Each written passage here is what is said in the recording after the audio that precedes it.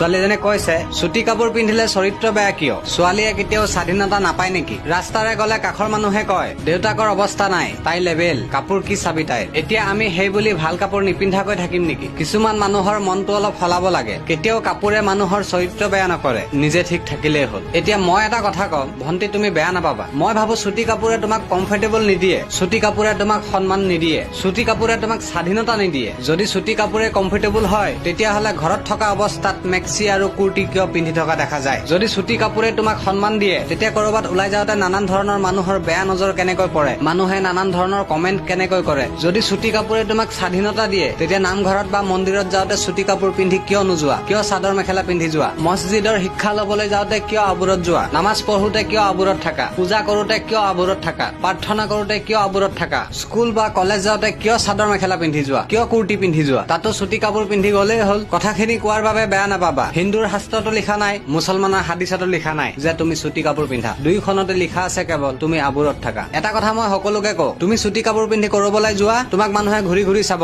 বেয়া নজৰত চাব। কিন্তু তুমি আবুৰত যোৱা, মানুহে মাথা তল কৰি দিব। ধন্যবাদ।